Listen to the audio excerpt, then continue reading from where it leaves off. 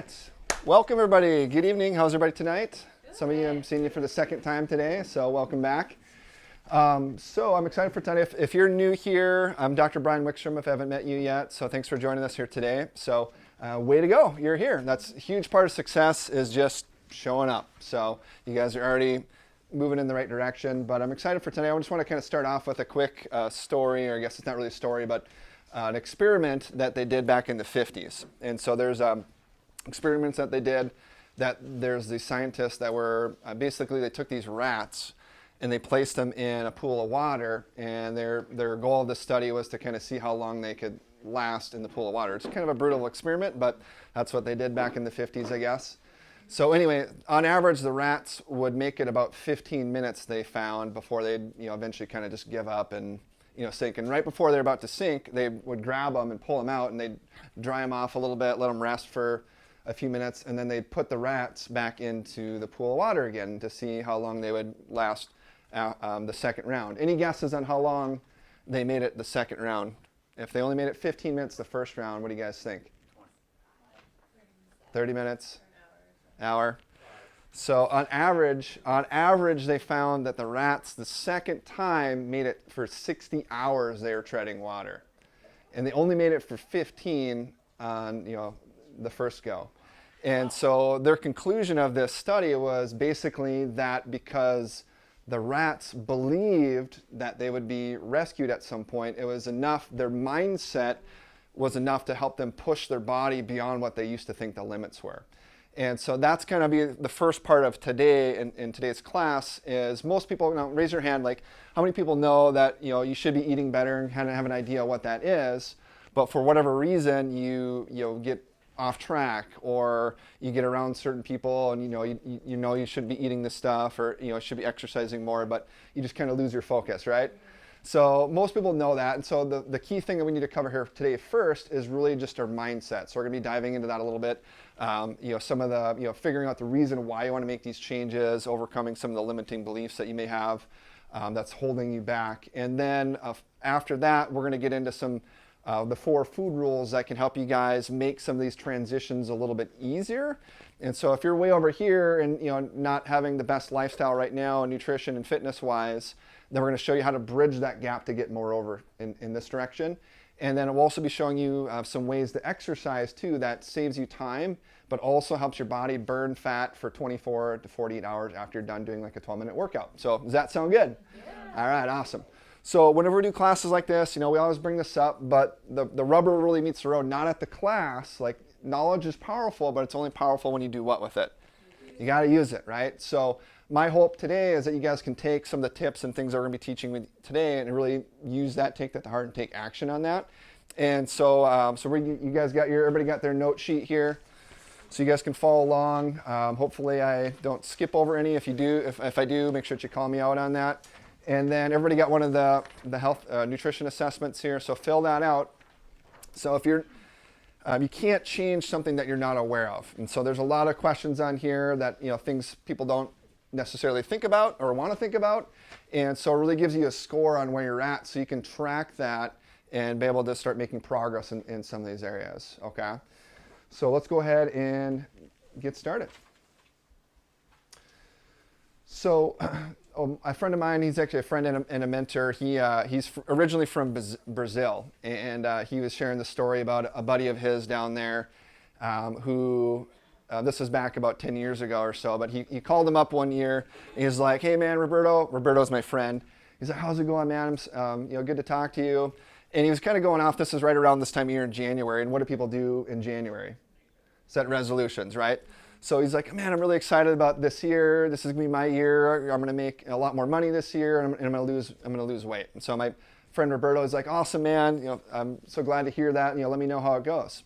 And so a year goes by, and his friend Fernando gets in touch with him again, and he's like, "Oh, Roberto, last year was really wasn't a best year. I didn't make any more money, and the weight's still there. And so, but this year is gonna be my year. I promise. I'm gonna make it happen this year." And so another year goes by, and he Skypes my friend Roberto again. He's like, "Listen, last year was really a bad year." And, he starts to come up, give him a bunch of excuses and stuff on why I didn't make any more money, why I didn't lose the weight. And so my friend Roberto's like, hold on. I got some good news for you, Fernando, and I got some bad news for you. So the good news is yes, you can make more money this year. Yes, you can lose the weight. The bad news is that in life, you don't get what you want. You only get what you're committed to. So if you really think about it, I mean, just look at our community, like how many people want to feel good, don't want to, want to be healthy, want to lose weight, want all these things, but they're not willing to be able to commit and follow the course and do what they need to do to actually reach those goals. And so what I found, just looking at New Year's resolutions, anybody know what percent of people by the end of the year are successful in reaching their New Year's resolutions? Anybody know? It's actually a little bit more than that, but pretty close. It's about 8%. So even just a few days in, like people have already kind of given up on a lot of their goals, that their resolutions that they've hit. So basically 92% failure rate for people to actually hit their goals. And so when we go through a lot of this with a lot of our patients and just people in the community, one of the key things that we find is when your why or your reason to change isn't bigger than your excuses, then you're not, chances are of hitting those goals is going to go dramatically down, right? And so that's what we want to talk about here first is if you want to hit your goals and do better with your nutrition or getting this weight off, you have to have a strong enough reason to overcome these challenges or obstacles or things that are bound to come up. And Valentine's Day is coming up, then you got birthdays and whatever the next holiday is. So if you're focused and have your why in check, then chances are it's going to be easier for you to get off track. And so when you really think about it, so like I just put a couple examples up here. For your why to be strong enough, usually it has to pertain to others or you reaching your potential. Sometimes it can be like a more of a negative motivation as well. I don't recommend that, but sometimes that's what pushes people to like prove somebody wrong. Somebody told them that you can't do this, or you're going to be on these medications forever, or whatever, that you're not going to amount to too much. And so that can be a strong motivator for some people, but by far the best is for pertaining to others or really helping you reach your potential. So for example, pregnant women. So you can have a woman who maybe she drinks and smokes and has a lot of bad habits, beforehand, finds out she's pregnant, and most of the time they do a really good job. Like they know that, hey, I got to make some changes because now I'm not just affecting my health and my lifestyle, but I'm also impacting my baby. And so most of the time they're very successful at getting rid of those things. You have somebody that gets diagnosed recently with cancer, and it's kind of a wake-up call for many people, like, hey, I got to make some changes. I just got diagnosed with cancer. Like, I can't just keep doing this. And they start to see the impact that's going to have on their kids or their grandkids, if they don't make some changes. And around another, 5, 10, whatever years, then they're not going to be able to see their kids grow up and stuff. Catching a flight early. This is a big one, for a lot of people, like, hey, Doc, I can't get up early in the morning and do my exercises or work out or do these things. Well, is it you can't get up? Because if you're why to get up, like catching a flight, like how many have caught an early flight before? Yeah, you don't want to miss your flight, so you have no problems getting up on those days to catch your flight. So the reason your why was big enough in that situation versus getting up to actually work out. Anybody heard of Rick and Dick Hoyt before? So they're very well known, and so just kind of a real quick background. So they're a father-son team, and Rick was the son. He was born with cerebral palsy, and basically was in a wheelchair. And doctors said that, hey, he's pretty much going to be a vegetable his entire life. He couldn't really like talk or do anything, and you're just going to have to. They actually people were recommending that they put him in like a institution or something so they could just go on with their life. And so Dick, the dad, didn't want to do that. And so they basically just try to raise their son like any other, normal, child that they had.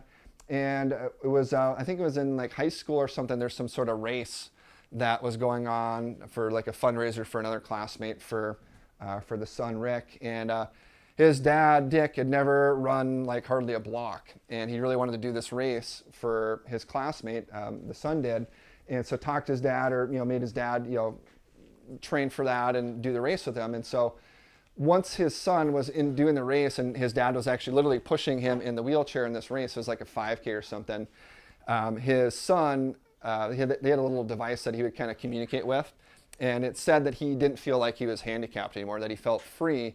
And so this whole story basically started, this team, they were basically went on to do tons of marathons and Ironman races, and the dad would like push and swim with his son, grown son, in like a raft through these grueling races. And so the reason that he did that, even though he could only when he started run like a block, was because his why to change was bigger, to see his son feel like he wasn't handicapped, or that he could actually not feel like he had those limitations. And so that's how powerful your why is, when you really kind of get that dialed in. So what I want you guys to do here just real quick is just jot down what your why is. Why do you want to make these changes? Okay. And so while you guys are doing that, I'll just kind of share my why. So growing up, like I wasn't raised in a chiropractic family. I definitely didn't have the same sort of lifestyle that I do now, years ago. And even in like high school and stuff, I started using like chewing tobacco, and I did that all through high school, a little bit in college as well. And it wasn't really until I got to chiropractic school, and I knew a lot of times it was like, this is not good for you. Like, why am I doing this? But you just get around certain people, and certain things trigger those bad habits. And I tried to quit many, many times because I knew I didn't really want to do this long term, and it wasn't good for me. But I was never really successful. And so it wasn't until I actually got to chiropractic school that I was like, kind of had this aha moment one day, and I was like, listen, I can't do this. Like, I need to be a role model for other people in the community, and I can't have these bad habits. And that was kind of like the one thing that really clicked for me, that helped me. It's been, 15 plus years now. I lost track. But it's been a long time, and that was kind of the key thing. And your why will change as you go and certain change, you'll progress with your life. So my why now has changed a lot. I have 2 boys at home. So now it's beyond just being a role model and setting an example for my patients, and I'm teaching how to be healthy, but it's also to be a role model for my kids, be around my wife. Her dad didn't have the best lifestyle, and he passed away like 3-4 years ago, and he was like diabetic. He's on all these medications, and I just kind of saw all the stuff that was what he went through, and now he's not even around to see his grandkids grow up and all the changes that they're going through, and is like really kind of sad to see that. But he made those choices. So had he had this why earlier on, then maybe that would have been a strong enough motive for him to get his act together and start making some better decisions when it comes to his health. So once you have your why dialed in, then we need to talk about your thoughts and really your belief systems. Okay, and so I love this quote. It says, "You are the only person who thinks in your mind. You are the power and authority in your world." So your thoughts and beliefs create feelings, and you take action on those feelings, which is going to ultimately determine the results that you get. And so your mind is super powerful. And so like we're talking about with the story with the rats, so they believed that they would be rescued, and so they didn't feel like despair, that there's no hope, that there's nothing they can do, and just to give up and quit.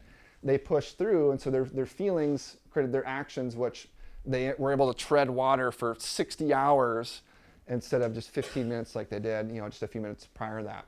And so our thoughts and beliefs, basically, they're kind of like the filters on how we see the world. And they're impacted, and we see this more and more these days than ever before, with all the stuff that's going on in the media and social media and the news, and all this information that's out there. And depending on what one that you pay attention to and focus on, that really impacts your thoughts and feelings, and then also take different actions. And so that's why we want to get these checked and really protect your mind, because that's going to be determining your outcomes and at the end of the day, your results that you get. So we have these certain limiting beliefs that may be holding you back. So sometimes it could be that I'm getting too old to exercise, or it's just part of my genetics. I can't do anything about getting off these medications, or whatever the case may be, right? So I want you to kind of think real quick of what is maybe one of the limiting beliefs that you have that could be holding you back right now. Okay, it could be that you tried working out before in the past, or tried losing weight before and it didn't work then. So what's the point in trying again this time? So write that down. And then you're going to, underneath that, you're going to write out a new empowering belief. Okay, so this is, for example, to say that I'm too old to do these things or to exercise again.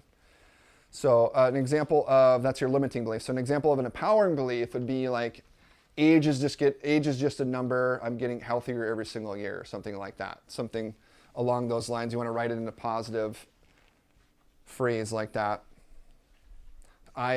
Using the words I am is also very powerful. Anybody ever done affirmations before? So using the words I am before something and writing it in that present tense is more impactful. You definitely want to avoid using words like I am not overweight, or I am not, because your mind focuses on the I am overweight instead of the not. So it doesn't recognize those negative words in there. So everybody get that down? So while you guys are working on that, I want to just share a quick story about this guy right here. Anybody seen this guy before? Nick, I'm probably going to butcher his name. It's like Vujicic, something like that. So he is from Australia, and so he was born in 1982 in Melbourne. And so it was kind of a shock to his parents because they had several tests throughout the pregnancy, and there's no indications that there's ever anything wrong with their son. And then all of a sudden they had Nick, and he was born without, as you can see, no arms and no legs. And so they had a decision to make, like, hey, like, this is gonna be a really big challenge. We're trying to raise, it's hard enough to raise a baby that has arms and legs. Trying to raise one that's completely dependent on you takes it to a whole another level. But they did the very best that they could to raise him up just like any normal other child that they had. But as you'd imagine, growing up and having some severe disabilities like this, like he was picked on a lot. He was bullied. He was questioning really the whole if he even had a purpose in this life, and what that was. And so he even tried to commit suicide, which he was obviously unsuccessful with that. But after that incident where he tried to kill himself, his mom recommended that he go and talk to this pastor at his church that was disabled, and basically would just preach the word of God every year or every week. And so he went and talked to him, and that's kind of where he found his why and his meaning. Like, hey, I don't have arms and legs like a lot of other people, but I have a mouth, and I'm going to use it, and I'm going to use my words to impact other people and share the message of God with other people in the community, and also inspire people that have disabilities similar to mine to not basically use that as live in their label and look beyond their disabilities. And so once he figured out his why and changed his belief systems, that he was not a label, that he, and this is something that we run into quite a bit. People come in and say, oh, I'm diabetic, or I'm overweight, or I'm, I got this problem, that problem. They're kind of living in their label of their disease or their health challenge, and that's not who you are. You're not a label. You're not, whatever somebody told you that you have. Okay, you're powerful, and that's kind of where these affirmations and your belief systems come in place. And so once he changed that, now he fills stadiums. He's obviously he can swim, which I didn't even know you could do that without arms and legs. You go skydiving, like all these things that you never even thought were possible, because he changed his mindset. Now he's actually accomplishing those things. And so that's how powerful your mind is, and can make a huge difference in your results that you get. So I want to just kind of run through a few common limiting beliefs that we find with people coming in here. So number one is people want to blame some of these issues that have on their genetics. Well, our genes have changed 0.02% the last 40,000 years. And even if you just look at the last 50 years, the rates of heart disease, cancer, diabetes, obesity, these things have just skyrocketed up. So that's less than somebody's lifespan So how in the world can it be just our genetics? We all have had the same, good genes, bad genes for years. But what's changed a lot is really it's our lifestyle and our environment and our stress and toxins and these sorts of things, which we're going to get into a little bit more later. But your genes are not your destiny. And so this is a patient. She retired a few years ago, but she was a nurse for over 40 years. And she was basically brought to a class like this with several people that go to her church. And she never really thought about going to a chiropractor. Didn't think she had any reason to go to a chiropractor because she wasn't really having any back pain, which is the only time people think about going to a chiropractor. But she had some stiffness, she had some digestive problems, her range of motion was limited, and she was on blood pressure medications that she'd been taking for 12 years. And so she was just under this mindset, hey, my mom had high blood pressure, my mom's mom had high blood pressure, like, that's just the way it is. Like, I'm gonna need to be on these things for the rest of my life. And so it wasn't really until she came in here, we taught her what true health was and that her high blood pressure was not coming from lack of those medications in her body, it's actually coming from issues that she had in her neck. And we started correcting that. So in literally 2-3 months, she was completely off her blood pressure medications. She's lost over 40 pounds. She's like healthier now than she's been in years. And that's because we helped her overcome one of their limiting beliefs that it was genetic and she couldn't do anything about that. Number 2 is I tried and it didn't work, right? So I'm from Minnesota. Some of you know that, some of you don't, but I'm a big Wayne Gretzky, fan growing up playing hockey. And one of the things that he said is that you miss 100% of the shots that you don't take. So you're going to try and fail. But you know what? If you don't try again, then what are your chances of succeeding? 0, right? So you think about other things that we do, like, you try a restaurant. Like if you don't like the restaurant, you don't just not try any other restaurants again, or you get a bad haircut. These things happen. You change things up a little bit, maybe try a different restaurant or try doing something new. But you got to keep trying if you really want to be successful with making these changes stick. Number 3 is no time. So this is something that comes up quite a bit. And so there's a quote that goes, if you don't make time for your health now, you're going to be forced to make time to treat your disease down the road. Okay? And so our health is our most important asset that we have. And so a lot of times people don't realize that, how important it is, until it's when? Until it's what? Until it's too late, until it's gone, right? And so then you're forced to, say you get diagnosed with cancer or something, then people have to quit their job, they got to move over to Seattle, they're sitting in a hospital, for days on end getting, treatments that you just are wiped out for 2 weeks after that, and you can't even enjoy your life. So what sounds better, preventing those things and putting in a little time to do what you need to do now, or waiting until you're sick to, to treat the things after the fact, right?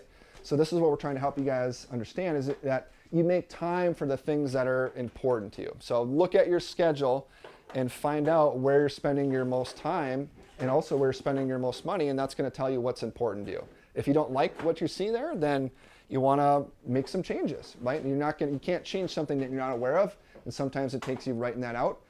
And number 4 is, I don't have money to make these changes. Well, you can do a lot of this stuff, and it doesn't have to be that expensive. Is it a little bit more expensive to get organic? Yeah, but you can buy things in bulk. You can, like I do, I get a whole cow from a rancher around here, which instead of paying $8-9 a pound for healthy meat, we spend like $4 or $5 a pound. So there's things that you can do if you know what to do to really help you actually save money and be healthy.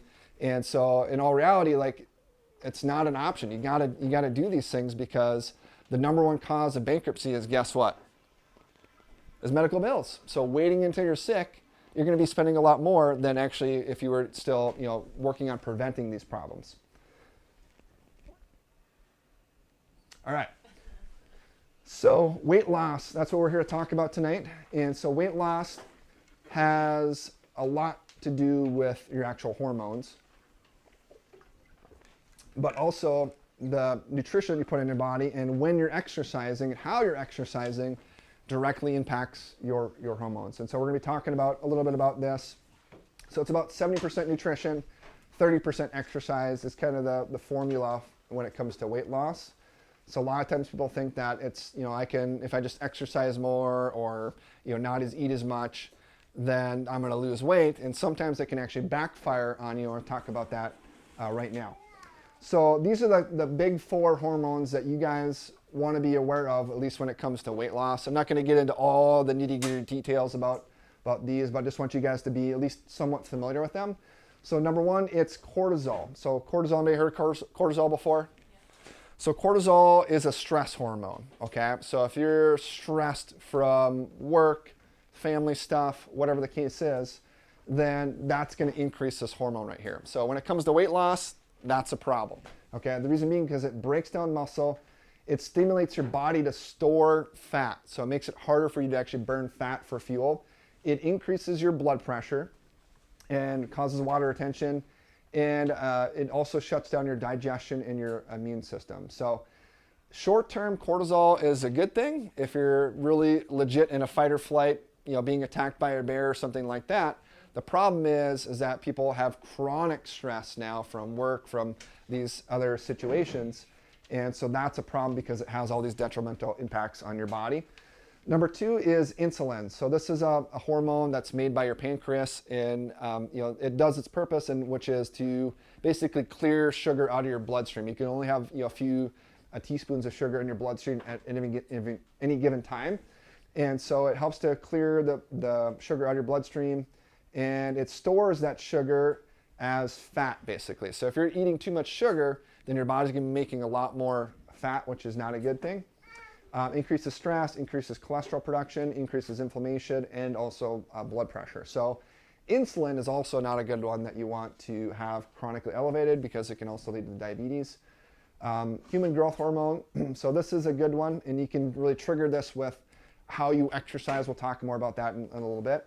But it helps with basically building bones, building muscles, repair, things like that happen throughout the day. And then leptin is another hormone that's actually made by your fat cells, and it basically tells your brain to be full.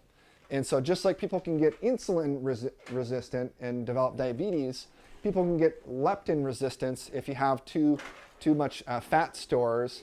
Then this is why a lot of times people, if they're overweight, they may have just ate a meal and they're hungry again already because the leptin, the hormone's not able to signal to the brain that they're full and they don't actually need to eat, so they just keep eating, which is kind of starts this downhill spiral where they're going to be,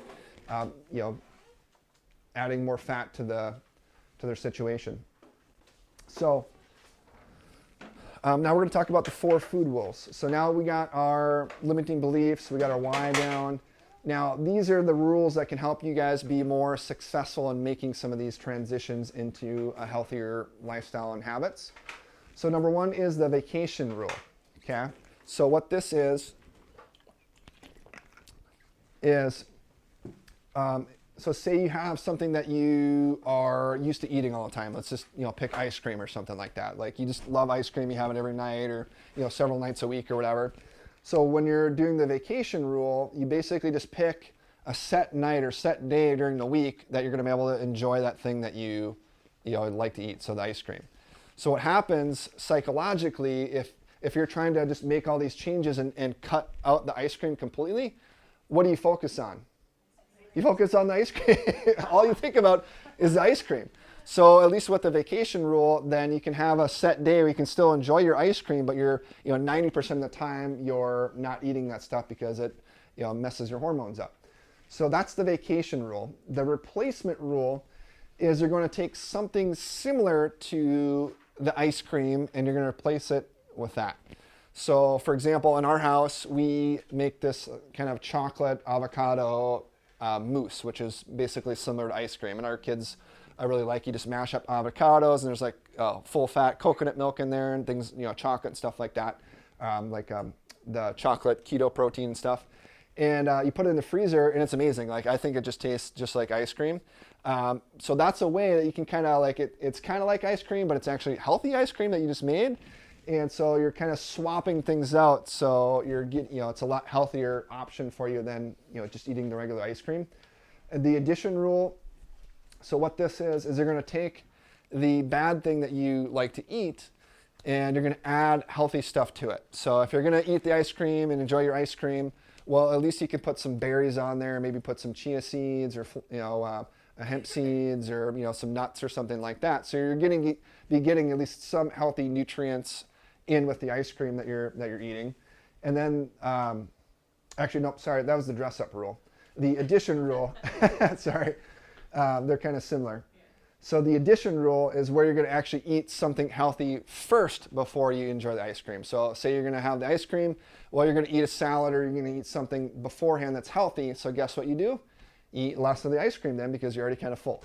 So that's the addition rule. The dress-up rule was the one we're adding the healthy stuff to the ice cream. Any questions on those? Okay. Are we doing okay on Zoom land? We're doing good. Perfect. Right. So most of us here in the room, I think, are probably old enough that we going through grade school and stuff like that. We learned from a food pyramid that looks something like this, right? How many of you guys remember that? Right? So how has this food pyramid worked out for us so far? Good or bad? Not very good. So because because you can see the whole base of the whole food pyramid that they're trying to tell us to get most of our calories from is breads, pastas, rice, all the stuff that basically converts to sugar. And yeah. And it sets us up for the diabetes, obesity, all these problems that we have right now. And then way up here, you have the healthy fats and the vegetables and stuff like that. So how many of you have seen the movie Forks Over Knives, documentary? A few people. So in that movie, they talk about the breakdown in this, if people follow the standard American diet, the average percent of people consume with their calories from carbohydrates. Any guesses? 80%? It's actually a little bit lower than that. It's about 55% carbs. And their vegetables, their plant-based, that they found people consume plant-based foods, was only about 12%. And they said 6% of that was actually from French fries. So only 6% of the average person's diet is healthy fruits and vegetables. And so you can see why we're in such a problem here. And so what we really need to be doing is having flip the food pyramid over.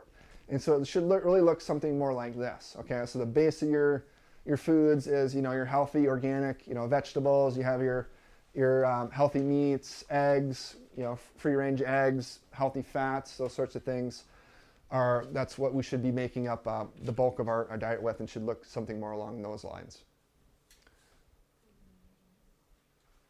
So we're going to dive a little bit more into that so you guys know specifically which foods that you want to be avoiding when it comes to damaging your hormones and impacting your weight loss and a lot of other issues, and then which ones are really super healing for those. So number one is sugar. So the average American consumes about 180 teaspoons or 180 pounds of sugar every single year. So basically eating an entire person just in sugar.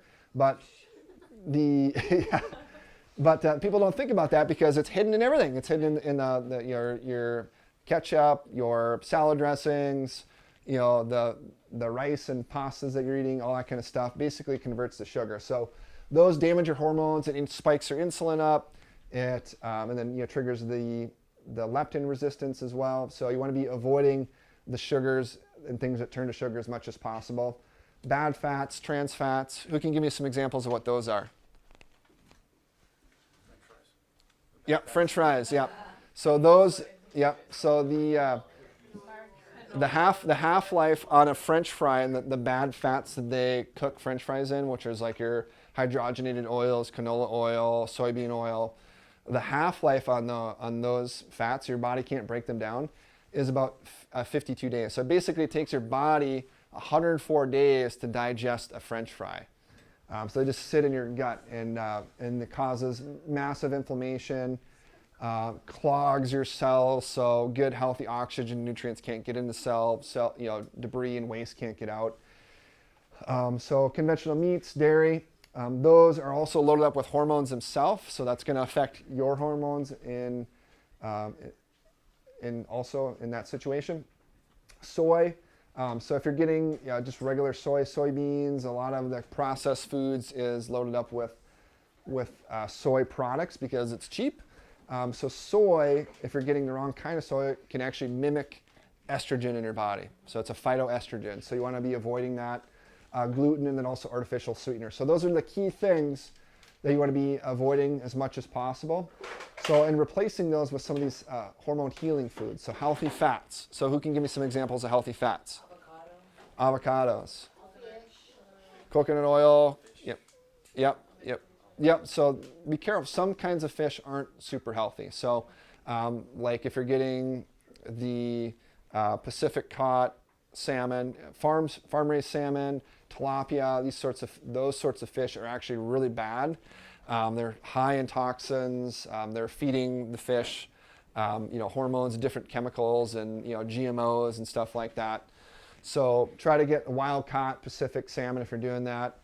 And also stick with some of the smaller fish. So like tuna is a big one. That's a big fish. So it tends to accumulate a lot of toxins by eating smaller fish. And they live a long time as well.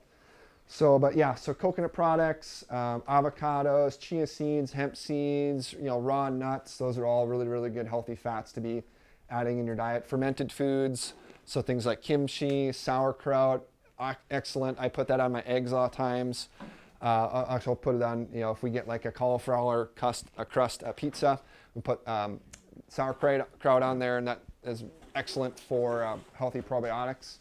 Coconut products, we mentioned those. Adaptogen herbs. So what those are is they help with your body's stress response. So those are things like ashwagandha, rhodiola. Those are excellent herbs to be using. You can get supplements with those. A lot of ours have those herbs in those there as well. Bone broth, and then also vitamin D3. So when it comes to just looking at your overall diet, this is kind of the ballpark and what you want as far as percentages go with your caloric intake.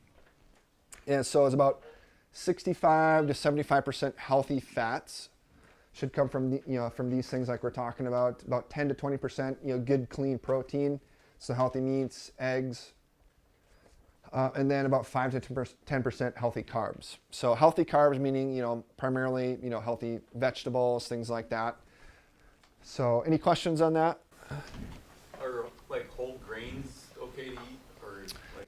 That depends. So if your goal is to lose weight and balance those hormones, then at least for a short period of time, you want to eliminate those things. Okay, so you really got to get strict, and we're going to talk more about intermittent fasting in just a second. But you want to avoid those things because even if it's better than eating like white, processed grains, you're still going to have the same response with your hormones. So eliminating those at least for like 90 days, and then you can slowly start to add those back in as your hormones are rebalanced and your insulin receptors are more sensitive to that hormone again.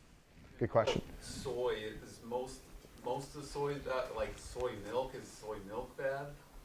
In most cases, it is. And soy is one of the most genetically modified crops that are out there. You get organic soy milk though. It's gonna be better, but it can still, like if you get fermented soy, then that's gonna be the best. But soy can still mimic estrogen a little bit in the body, yeah. So I always recommend people avoiding that. So there's other options you can get like hemp milk, other milks that are going to be better than soy, almond milk or something like that, yeah. All right, am I getting all the questions here? Perfect. All right, now how many of you have heard of intermittent fasting before? Perfect. So if you're not familiar with it, there's a lot of different options that you can do with intermittent fasting. The easiest for people to do long term is what's called a 16-8 intermittent fast. So basically what intermittent fasting is you're still eating the same amount of foods and everything throughout the day. You're just condensing the window that you are able to consume your calories. Okay? So if you're doing like the 16-8 fast, then you're basically just skipping breakfast. So you start eating your first meal, right around, lunchtime. And then by the time, dinner rolls around 6, 7 o'clock, then you're done eating and there's no snacking or anything before you go to bed. So what this does, there's a lot of health benefits to intermittent fasting. Improves your brain function, helps regain sensitivity to those hormones, leptin, insulin we're talking about, helps drop inflammation, helps with repairing and healing your gut as well. And so, but also helps with, because you're getting your hormones back in balance, it's very, very helpful for weight loss. And so you can still, even if all you did was just change and started doing this, didn't change anything with your diet, there's a good chance you're going to be able to start to see success. I had a patient that I just told her to do this, like this is a few weeks ago, and she's already lost like 6 pounds just by doing that. So, so it can really make a big difference. And that's basically all you got to do is just skip breakfast. So it's pretty awesome. So I want to get into a little bit as what you can do as far as supplements go to help support your efforts when it comes to weight loss. So we call them supplements because they're not a replacement for actually eating a healthy diet. So this is something that we run into a lot. Oh, what supplement can I take to, to help with weight loss or for this problem or that problem? Like, you can't supplement yourself into better health. You got to start with the foundation of having a healthy lifestyle and diet and exercise and all that stuff, and then add these things on top of there, because, and the reason why supplements are important is because our soils are a lot more depleted these days than they were years ago. So what used to be in an apple, the nutrient content has gone down quite a bit. And also, people have a challenge with eating, salads all day long to get, because of that, get the proper nutrients that they need. So certain things that people need to supplement for. We're up in the northern part of the country. So the vitamin D is also a very important one because we're not getting outside, and especially in the winter for those things. But I'm just going to run through these real quick. So turmeric, curcumin. So this is probably one of the most studied supplements that are out there, and it's very, very effective when it comes to balancing your blood sugar, which is a key thing when it comes to weight loss. It also helps with lowering inflammation down. There's lots of studies that talk how effective it is as far as cancer prevention as well. So this is something that is really, really helpful when it comes to losing weight, as well as a lot of other health benefits. The greens, so we have a couple different kinds of greens. This is the nano greens here, but 1 scoop of the greens is about 13 servings of fruits and vegetables. And so that's an easy way to get a lot of nutrients in a short period of time. So what I do, like if I'm in kind of a time crunch, I'll use some of the keto protein and some of the greens, and I'll just mix them in like a shaker cup. And so you're getting healthy fats, you're getting all the benefits from the bone broth protein, and then also you're getting on top of that all the nutrients that are in the greens. So, and they actually taste really, really good. My kids love them. Like, they see me mixing up a shaker cup of greens, and like I hardly get to drink any of it because they want to just drink it all. So this is a great way. What are the greens then, Doctor? What's that? What are the greens that they're using in the 13 greens? What are they? Like spinach, kale? It's a little bit of everything. You'd have to look at the label. Like, yeah, it's all kinds of stuff. And the green vibrance is different than the nano greens.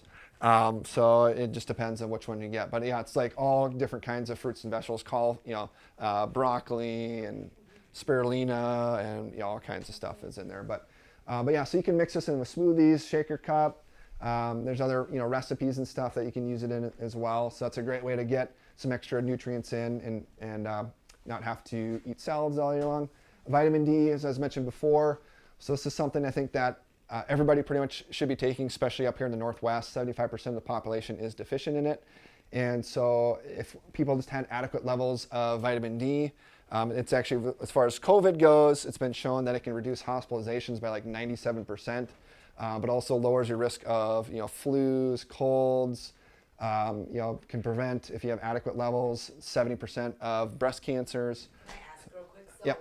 I had my cousin or somebody told me that you have to take vitamin C in order to activate the vitamin D. Is that true? Or can you just take it as its own thing? So it's not vitamin C. You need vitamin K2, and also magnesium is important for absorption of the vitamin D. But yeah, good question. Wait, so Yeah. you don't have to take vitamin C in order for it to work? No, vitamin K2 and magnesium. Oh, gotcha. Yeah. So this one, the one that we have here, has the vitamin K2 in there. But then also you can get magnesium from the foods that you're eating, like nuts and seeds and stuff are pretty high in magnesium, or you can get a supplement for it as well. Okay. Yeah. And then this is the keto protein.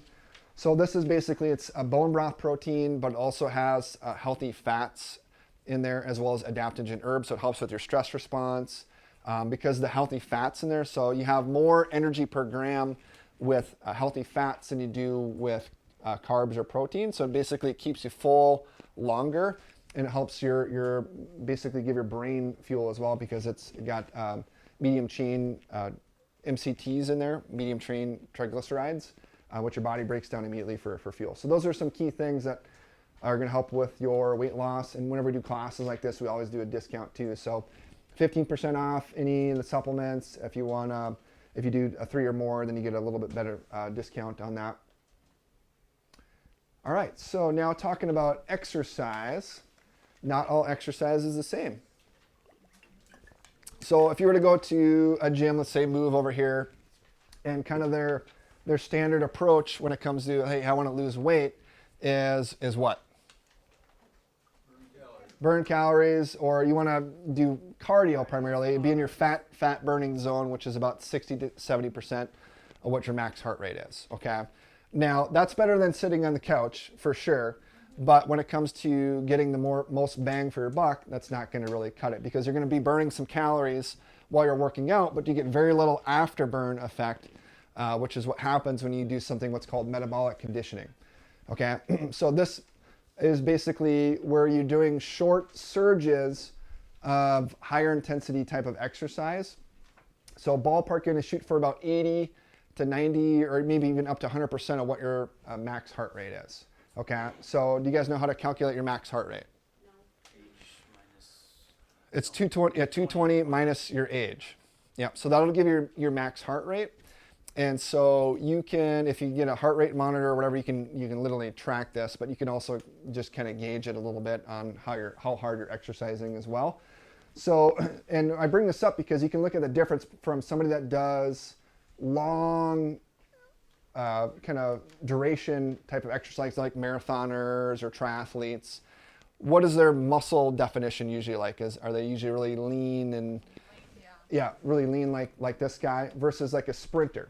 So the difference is because sprinters are going super hard and for a short time, is that causes the a difference in what hormones are recruited. With long duration type of exercise, it increases cortisol, which tends to break down muscle, which is one of the reasons why they tend to be a lot more skinnier or more lean than like sprinters or people who are doing that kind of exercise. And also affects, it has all the detrimental effects from cortisol, weakens your immune system, affects your digestion, throws your hormones off. So that's why doing the shorter intensity type of exercise is better. So this is what happens when you're doing metabolic conditioning. So it increases growth hormone, testosterone, builds more muscle. That's a good thing. And like I said earlier, you can burn fat for up to 24 to 48 hours after you're done working out for just a short period of time. So my workout today, I went over to the gym at lunch. It was 15 minutes, and I basically was going hard for 20 seconds, and then I was taking a break for 10 seconds. I was going hard for 20 seconds, taking a break. I was doing, hill sprints on like a 15, degree angle on the treadmill. And so what it does then is that your body burns off all your immediate sugar stores because you're using such an amount of energy in a short period of time. And then after you're done working out, then your body has to break down fat to basically replenish all those. So this is what normal classic cardio is like. So you're going to burn calories, metabolic rate's about here. As soon as you're done exercising, boom, drop straight down fast. So versus if you're doing the metabolic conditioning, your heart metabolic rate goes way up, and it's only for a short period of time, but then you have this afterburn effect that lasts for hours after you're done working out, which is nice. So what we're going to do here is we're going to get everybody up. You guys got to work. Everybody up, let's go. So this is an example of how you do a basic surge training workout. So you're going to go 20 seconds on, 20 seconds off, 20 on, 20 off, 20 on, and then you're going to rest for maybe about a minute or 2 minutes. And you basically repeat that for 3 to 4 rounds. And the nice thing about this is you can do this with anything. So if you're not in the gym, if you just go out on a walk, so you're walking your dog, well, you can walk a little bit faster for 30 seconds, and then slow down a little bit, walk a little bit faster. Or if you're biking or whatever the case, whatever it is that you're doing, you can incorporate the same principle and get more out of your fitness or out of your exercise, okay? So anybody here have any like knee issues or problems with that? So what we're gonna do here is we're gonna run as fast as you can in place for 20 seconds, and then we're gonna take a break for 20 seconds. We're gonna run in place, and watch out for the camera there. So maybe you wanna move over. And then we're just gonna give you guys a little sample of what burst training is like. So we got 10 seconds. All right, 3, 2, 1, go. Run, run, run, run, run, run. Fast as you can, get your arms going. Get your arms going, come on Curtis, get it going. Faster, fast as you can, get your heart rate up. Quick, quick, quick, you got 5 more seconds. You guys aren't slowing down yet. All right, now take a break. Woo. So when you're on your break, what you want to do is work on getting your heart rate down. So nice deep breaths in through your nose, out through your mouth. That helps calm your parasympathetic nerve system. And then we're going to get going again here in 3, 2, 1, go. Run, run, run, run, run. Run, run, run. Oh, you guys are working hard. Keep it going. I got to talk, so I'll take a break. 10 more seconds, pick it up, double time. Keep it going. 3, 2, 1. All right, nice deep breaths. You guys have only been working out for 40 seconds. Okay, we're gonna do one more. You guys got one more in ya? One more? You guys were looking a little sleepy, so I thought I'd wake you up a little bit. Okay, 3, 2, 1, last one, go hard. Go hard, pick it up. High knees, high knees. There we go. Nice. Good job. 10 more seconds, 10 more seconds. Everything you got. 3, 2, 1. All right, give your neighbor a high five. Tell them good job. Woo! All right, you guys can take a seat. All right. I hear some hard breathing out there. Did my job. Awesome. Good job, guys. Way to give it your all. So, we're going through and covering a lot of really helpful information when it comes to your diet and nutrition tonight. But a lot of times, people hear the saying, you are what you eat. And that's true to a certain extent, but it's not completely true. So the truth is that you are what you digest and assimilate. Okay, so you can put the best foods and supplements and things like that in your body, but what ultimately takes those foods and actually turns them into energy or into your cells is all controlled and regulated by your nervous system. So for your brain to send messages down the spine, out to your stomach or out to your lungs are breathing and working hard right now, your heart's working.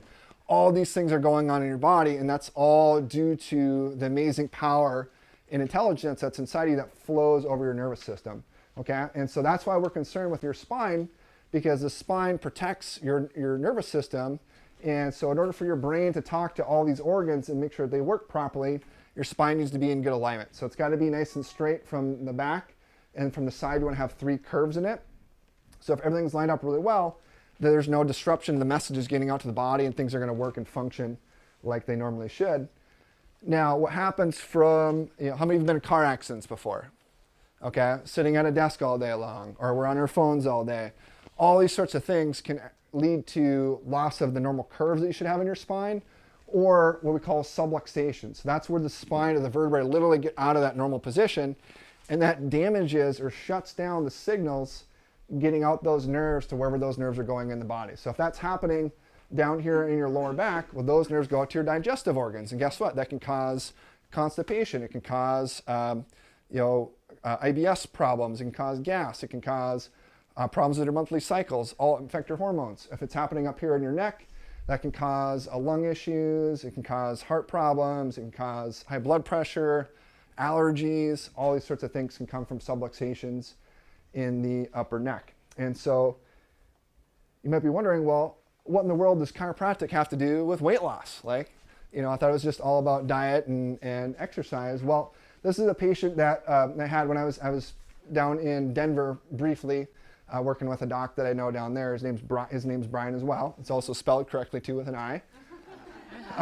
So anyway, so he 20 years before he ended up coming into our office down there, he was in a pretty bad car wreck and he got whiplash and he went into the hospital and they did all the x-rays and everything and said, oh yeah, you're fine. Here, take this cervical collar and these muscle relaxers and go home and just rest and ice and you'll be fine. So he did that, and so he started to notice, over time that he started to get, some really bad migraine headaches.